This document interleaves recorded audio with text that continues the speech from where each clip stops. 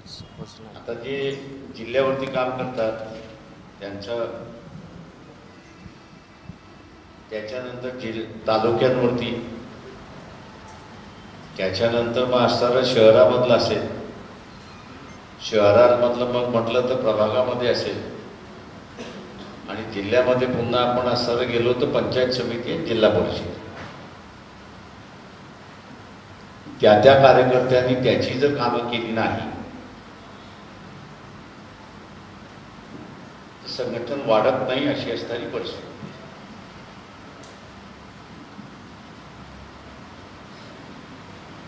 ज्याला माहोल आपण म्हणतो, हा माहोल एकदा निर्माण झाला की मग सर्वच कार्यकर्त्यांना लखवा मारतो असं मी त्या ठिकाणी आता शब्द बोलतो. मी लखवा हा मुद्दामून शब्द वापरला कारण लखवा मारलेला माणूस जागेतून उठत नाही. तसं तुमचं होऊन जातं. माहोल एकदा तयार झाला की आली लोक आपल्याकडे, पण आली की नाही याचं माहिती, आणि माहिती नाही याचं कारण मी जसं म्हणालो की प्रभागावरती त्यांनी काम केलं नाही, पंचायत समिती, जिल्हा परिषद त्या पातळीवरती त्यांनी काम केलं नाही, तर संघटन होणार नाही.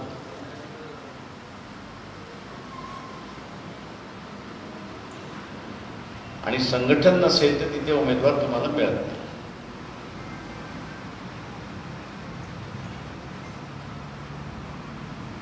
तेव्हा सगळ्यात महत्वाचं जे आहे ते संघटन उभं करणं, हा त्याच्यातला भाग सगळ्यात महत्वाचा आहे.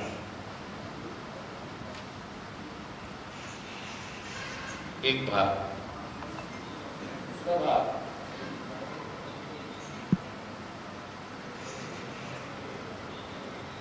की एकदा आपण पदाधिकारी झालो की आपली मानसिकता बदलते. आपली मानसिकता काय होते की लोकांनी माझ्याकडे आलं पाहिजे.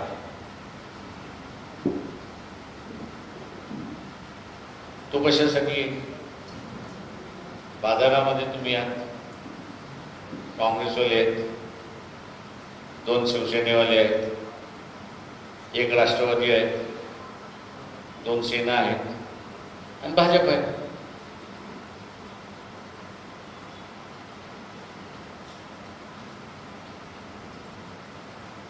एवढे सगळे असताना तो तुमच्याकडे कशाला येईल?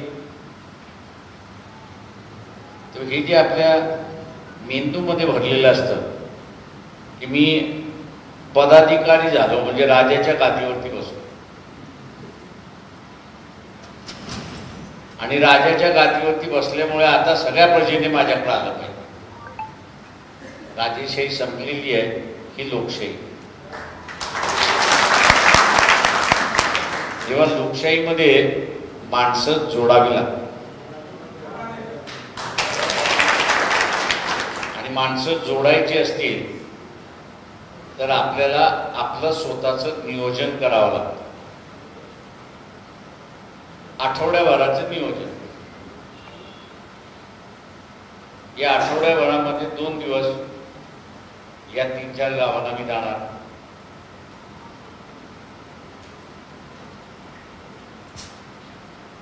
उरलेले जे 5 दिवस आहेत ते मी माझ्यासाठी, कुटुंबासाठी, नातेवाईकासाठी याच्यासाठी खर्च करेन. नियोजन असेल तर कामकाज, नियोजन नसेल तर कामकाज होणार नाही, अशी असणारी परिस्थिती. दुसरं जे आहे की ज्याला आपण म्हणतो चिकाटी. चिकाटी ही सगळ्यात महत्वाची.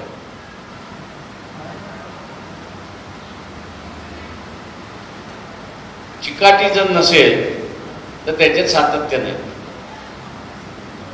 आम्ही एकदा गेलो, मला अनेक जण म्हणून साहेब आम्ही एकदा गेलो, म्हटलं काय झालं? ते आलेच नाही. अरे म्हटलं तू कोण आहेस? तू आहेस तरी कोण? म्हणतो मी पक्षाचा पदाधिकारी आहे. म्हटलं त्याच्या पुढे जाऊन तुझी ओळख काय? शून्य.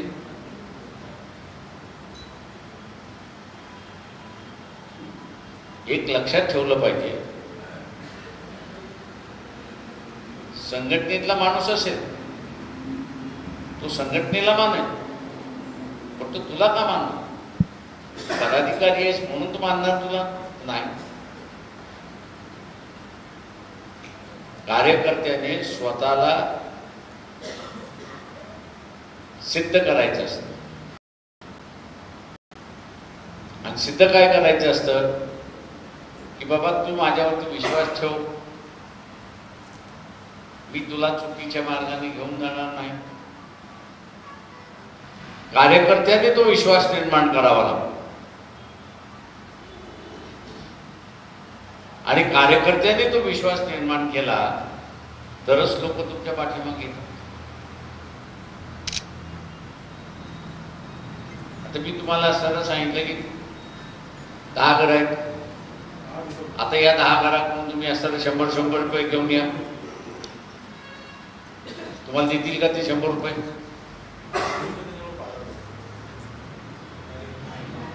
का देणार नाही? विश्वास. का देणार नाही? विश्वास. बरोबर. तुमच्यावरती त्याचा विश्वास नाही.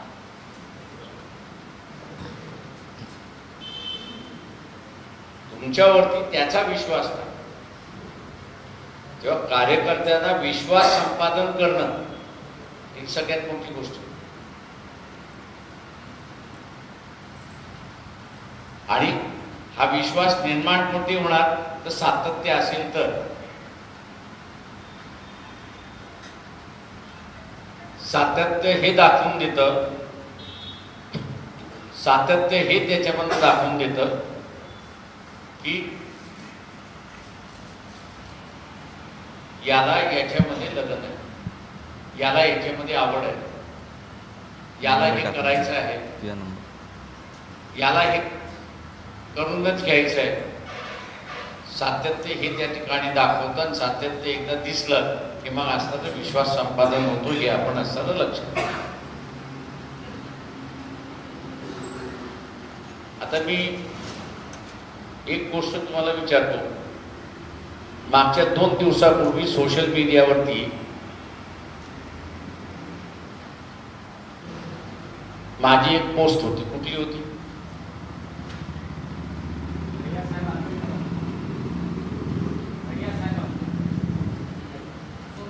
कुठच्या दिवशी होती?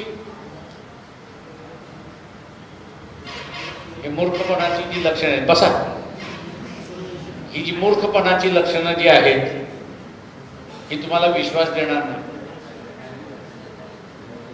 तुम्हाला वाईट वाटत असेल की त्याला मूर्ख म्हटलं मी म्हणून, पण मला त्याच्यामधलं वाटलं नाही, कारण का त्याच्या मूर्खपणामुळे पक्ष मूर्खात निघालेली अशी परिस्थिती आहे. हे तुमचं आणि पक्षाचं नातं आहे का? तर नाही. का नाही? तर पक्षाच्या पेजवरती जे आलेलं आहे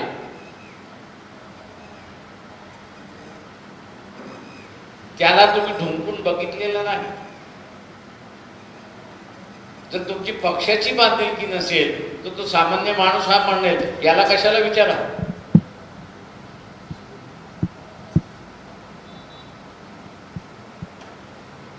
आणि त्या आलेल्या पोस्टवरती तुम्हाला जर विचारलं आणि तुम्ही जर वाचली नसेल तर तुमच्याबद्दलचं मत काय झालं?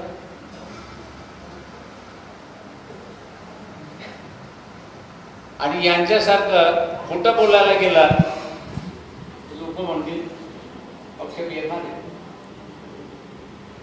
यांचं साधं ट्रेनिंगही घेतलेलं.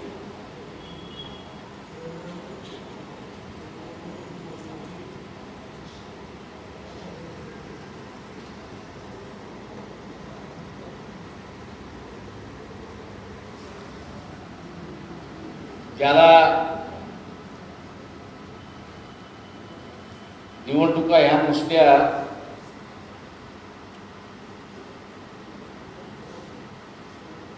समीकरणावरती निवडणूक जिंकता येत नाही.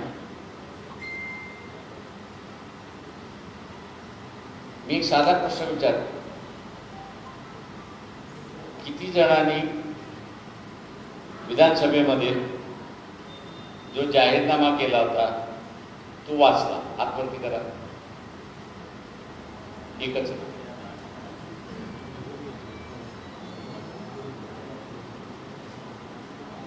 आता मला सांगा, जाहीरनामा जर तुम्ही वाचला नसेल तर तुम्ही प्रचार काय करणार?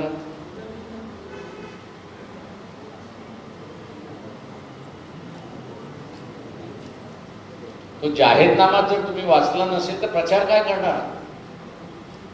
पक्षाची भूमिका तुम्ही काय सांगणार?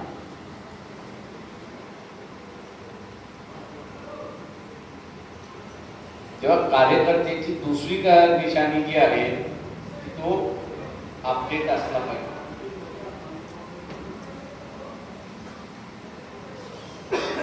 तो अपडेट असला पाहिजे. आता तुम्ही राष्ट्रवादीचा कार्यकर्ता जर बघितला तर त्याचे मोबाईल दोन कुठली आहे?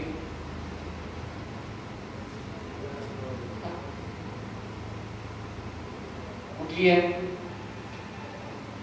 कोणी ऐकलेली आहे का?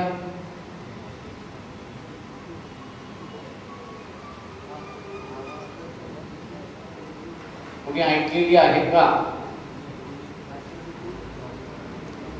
राष्ट्रवादीचं गाणं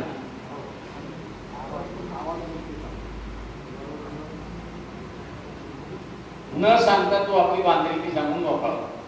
त्याची ती ट्यूनच सांगते की तो कुठल्या पक्षाचा आहे, तो कुठल्या विचारधारेचा आहे, की ती ट्यूनच सांगून देते. त्याला विचारण्याची आयडेंटिटी करण्याची गरज नाही. आणि तिथून याच्याबद्दल अरे बाबा हा राष्ट्रवादीचा कार्यकर्ता आहे. आता तुमच्यापैकी किती जणांना बाहेर गेल्यानंतर हा वंचितचा कार्यकर्ता आहे असं म्हणतात? हातवरती करा. तुमच्या गावामध्ये नाही, तुमच्या गावाच्या बाहेर तालुक्यामध्ये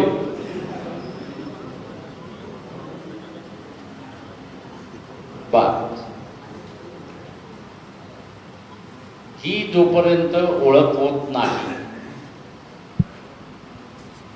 ही ओळख जोपर्यंत होत नाही तोपर्यंत तुम्हालाही एक चेहरा मिळत नाही आणि पक्षालाही तिथे वाट मिळत नाही.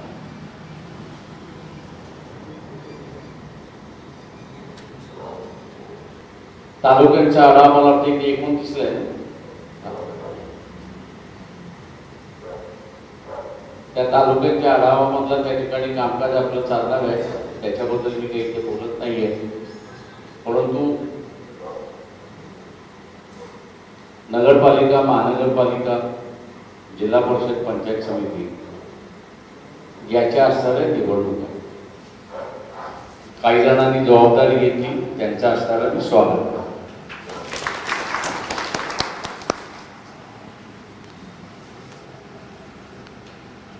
ज्यांना ज्यांना उमेदवारी करायचं आहे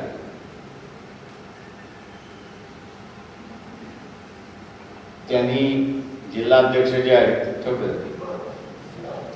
जिल्हाध्यक्ष जे आहेत त्या जिल्हाध्यक्षांकडे अर्ज करावा. अर्ज करत असताना त्यांनी 10,000ची पावती फाटलेली आहे ती त्यांनी सोडावी. कोणीतरी इथं बोलताना की ही जास्ती झाली. माझं म्हणणं इलेक्शन लढणं कंपल्सरी नाही.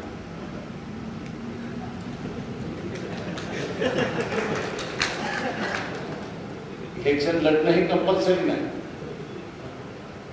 आपण कार्यकर्ते म्हणून सुद्धा जगू शकतो.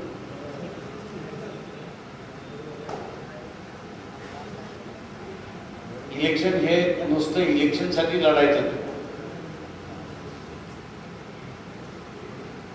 ते इलेक्शन हे जिंकण्याच्या मानसिकतेतून लढायचं.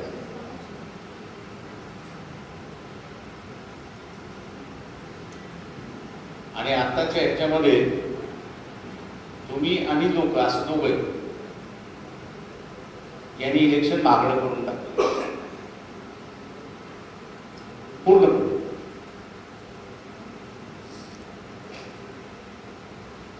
मी एक कार्यक्रम तुम्हाला सरळ देतो, तो कार्यक्रम करा. शिवाय हा चांगली गोष्ट आहे. जेवढे अधिकारी आहेत आरक्षणवादी, त्या सगळ्या आरक्षणवाद्याच्या घरामध्ये 5 किलो पेढे नेऊन पाठवा आणि त्याच्यामध्ये चिठ्ठी लिहा की तुम्ही तुमच्या मुलाच्या आरक्षणाचं सत्यानाश लावला, त्याच्याबद्दल हे पेढे आम्ही तुम्हाला आणून देतो.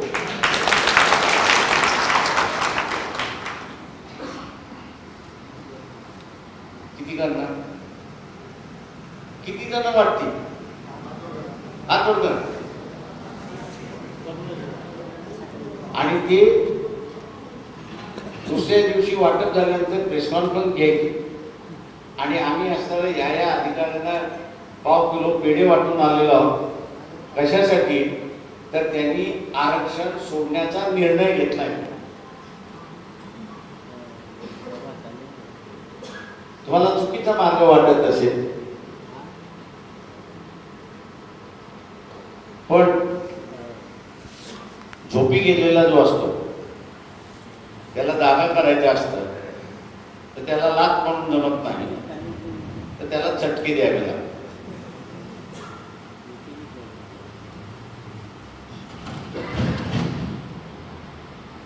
त्याचे चटके द्यावे लागतात.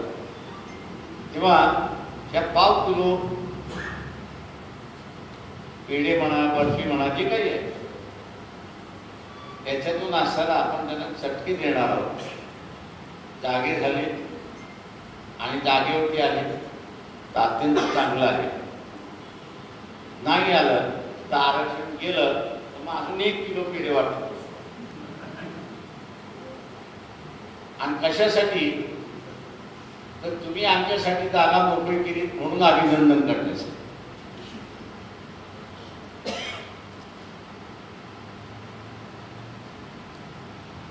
शेवटी माझं एक आपल्याला राहणार आहे या ठिकाणी, ही निवडणूक बारीक निवडणूक असते आणि ह्या बारीक निवडणुकीमध्ये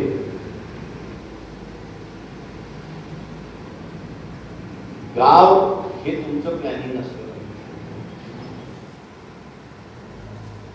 प्रभाग असेल, वस्त्या ह्या तुमच्या प्लॅनिंग असते.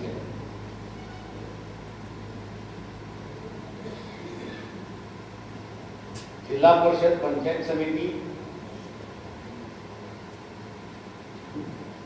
3 उमेदवार, 2 पंचायत समिती, 1 जिल्हा.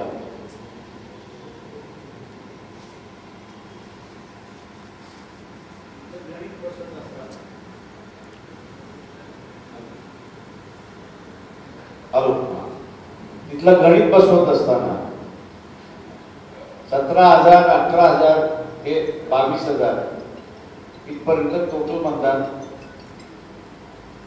जिल्हा परिषदेत असतं.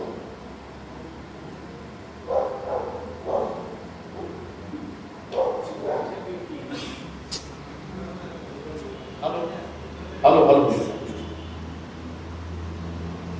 हॅलो याच्यापैकी आपण 6,000 मतदानापर्यंत कसं जाणार? 6,000 मतदानापर्यंत आपण कसं जाणार याची मांडणी ही पहिल्यांदा करावी लागते.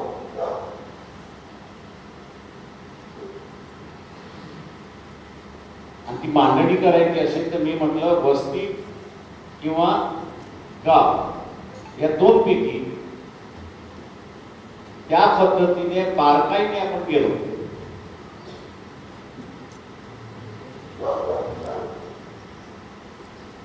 तर मग आपल्याला असं हे मतदान घेता येईल. दुसरं त्याच्यामधलं असणारं जे आहे भूमिका सुद्धा ह्या सगळ्यात महत्वाच्या असतात.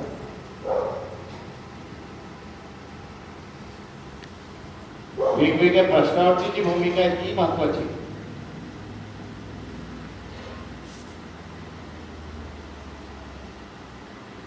आणि त्या भूमिका कार्यकर्त्याला माहिती पाहिजे. काय उद्या तुम्ही भाषण काय करणार? तुम्ही चर्चेला बसलात तर लोकांबरोबर काय चर्चा करणार? मी एवढंच म्हणणार नाही हा बाबासाहेबांचा विचार आहे आता त्याला मतदान द्या. लोक म्हणतील ठीक आहे ना, तुम्ही जसं मानताय आम्ही मानतो. पुढं काय चर्चा संपली, आपण उठवून गेलो.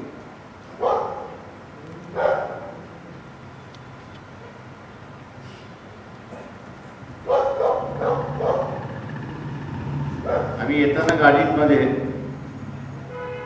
धैर्यवान मुनकर सांगत होते की 2 एकर 3 एकर शेतकरी जर बाजारामध्ये गेला तर त्याला व्यापारी सांगतो त्या भावामध्ये यावं. आणि एखादा मोठा शेतकरी गेला त्या व्यापाऱ्याला सांगतो एवढ्यामध्ये घेतोस का? अशा एका ठिकाणी गुलामी आणि एका ठिकाणी दादागिरी.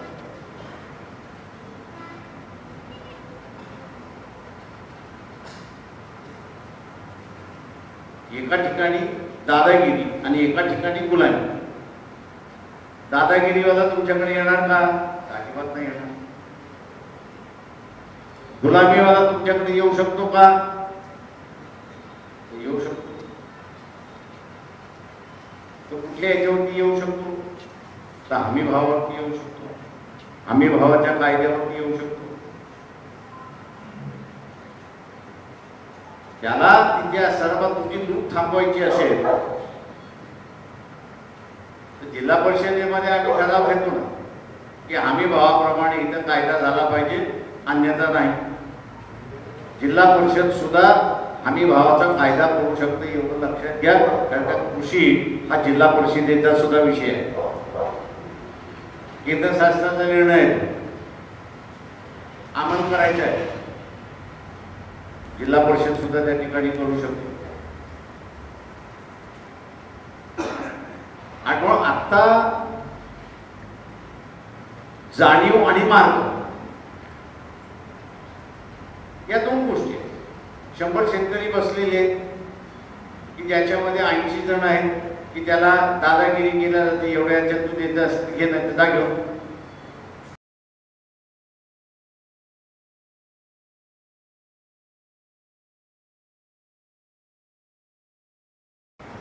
देऊन टाकू याला, नाहीतरी आपण इतरांना देतो. तेव्हा हा जो भाग आहे तो भाग तिथला आपला असता तर त्या ठिकाणी केला.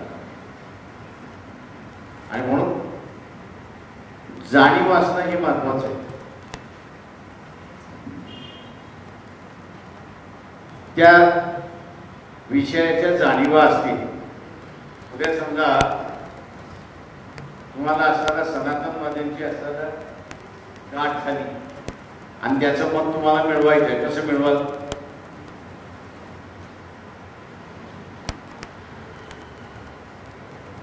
सनातनी घेतलेले आहेत तुम्हाला आणि त्याचं मत तुम्हाला मिळवायचं आहे. तुम्ही कसं मिळवणार? पहिल्यांदा तुमच्या डोक्यात काय येणार? या सनातनवादी आपल्याला सर्व मतदान देणारच नाही.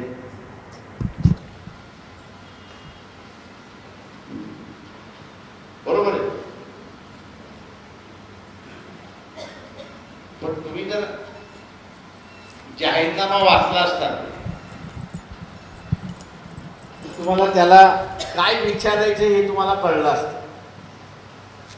काय समजवायचं नाही तर त्याला काय विचारायचं हे तुम्हाला समजलं असतं. आणि ते विचारून झाल्यानंतर तो निरुत्तर झाल्यानंतर अरे राजा आता तरी मतदान देणार की नाही सांग.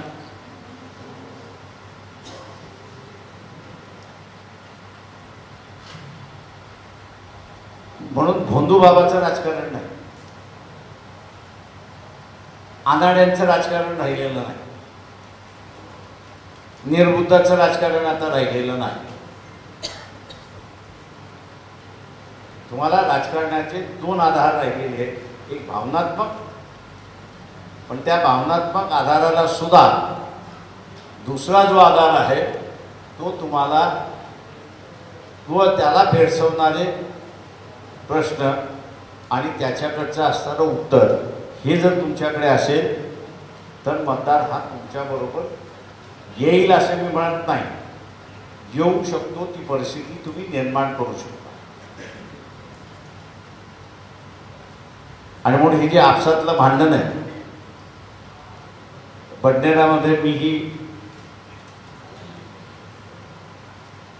उमेदवार शेवटपर्यंत मिळाला नाही म्हणून जो आला त्याला म्हटलं टाकून दे, काय होईल तर होईल त्याच्यातलं.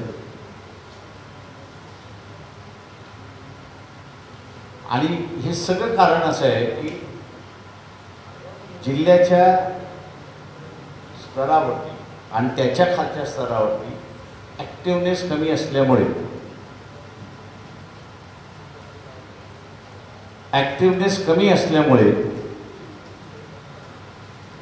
मतदार जरी असला पक्षाकडे तरी वळवणारी यंत्रणा नसल्यामुळे उमेदवार जे आहेत थांबून राहतात आहेत अशी असणारी परिस्थिती. म्हणून मी म्हटलं की एक पंचायत समिती म्हटलं तर 8, जास्तीत जास्त 10 गाव.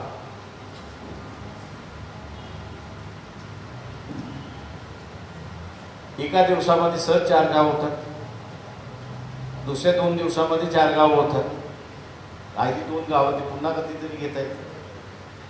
पण त्या गावातली चर्चा काय असते की वंचितवाले येऊन गेले.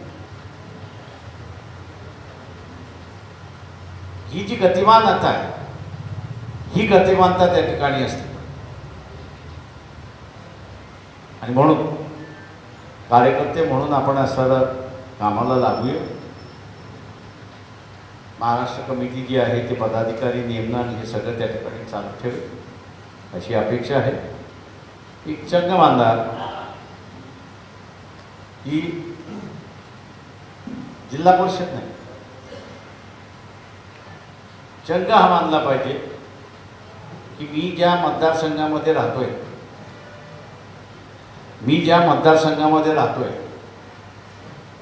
त्या मतदारसंघातला उमेदवार मी निवडून आणेन, एवढाच चंग मानते, फार मोठा नाही. मी आजची जिल्हा परिषद आणेन हा चंग बांधूच ना, त्याला ते कधी शक्य होत नाही. पण मी ज्या मतदारसंघामध्ये राहतोय तो मतदारसंघ मी जिंकण्याचा प्रयत्न करणारच, हा तुम्ही असणारा ठरवलं तर निवडून येण्याची शक्यता आहे हे आपण असणारा लक्षात घ्या. दायरा जो आहे मला झेपेल तोच दायरा, मला जेवढा झेपेल तेवढाच दायरा मी जर केला तर यश मी त्या ठिकाणी असताना आणू शकतो. आणि तो आपण प्रयत्न कराल ही अपेक्षा बाळगतो. आपली सगळ्यांची रजा घेतो. जय हिंद.